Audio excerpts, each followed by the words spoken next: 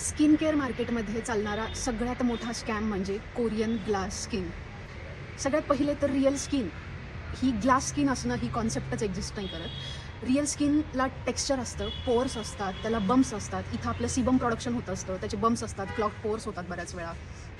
But glass skin Korean लोकांची पण आहे का नाही हे जोपर्यंत मी स्वतः कोरियन लोकांना जाऊन बघणार नाही ना, तोपर्यंत तर मी ह्या गोष्टीला स्कॅमच समजणार.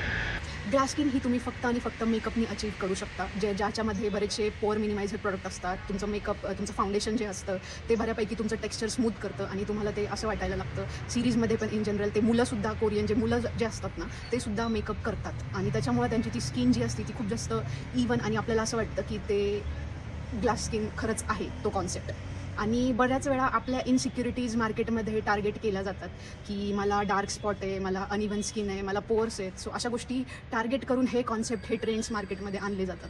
आपल्या इनसिक्युरिटीज फोनच्या ज्या कंपन्या आहेत त्यांनीसुद्धा शोधले आणि आपल्याला इनबिल्ट फिल्टर असलेले फोन्स आपल्या हातामध्ये यायला लागले, ज्याच्यामध्ये बऱ्यापैकी आपण बघतो की आपली स्किन इवन दिसते, आपलं फिल्टर लागलेलं आहे ऑलरेडी. 1-2 पॉईंट्सनी स्किन टोन आपल्याला उजळलेला दिसतो. अँड ऑफकोर्स आपली ती इन्सिक्युरिटी असल्यामुळे जेव्हा आपण एखाद्या कॅमेरामध्ये आपण चांगले दिसतो तर आपल्याला पण ते आवडतं. And this is marketing strategy.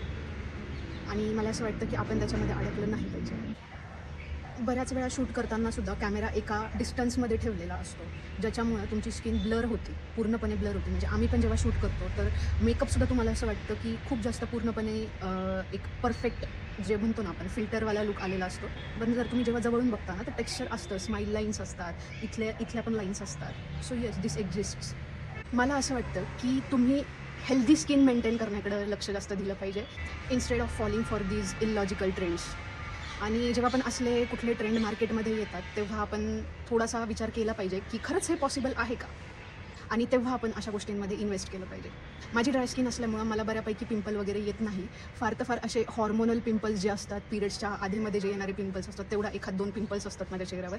पण मी सुद्धा हे नाही क्लेम करू शकत की माझी स्किन जी आहे ते एकदम, मी प्रॉडक्ट यूज केले कोरियन प्रॉडक्ट आणि माझी स्किन कोरियन ग्लास स्किन होईल किंवा ग्लास स्किन होईल. No, that is not possible. आणि जर तुम्ही पण असा विचार करत असाल की मी एखादं प्रॉडक्ट घेऊन मी अचीव करू शकते, मेकअपने अचीव होऊ शकतं, that I can say yes, you can achieve that using makeup. आणि हो, जितकं पॉसिबल असेल तितकं आपण आपल्या डाएटकडं आणि आपल्या स्किन केअरकडे लक्ष दिलं पाहिजे. हेल्दी लाईफस्टाईल, हेल्दी स्किन आपली मेंटेन करण्यावर आपला फोकस असला पाहिजे.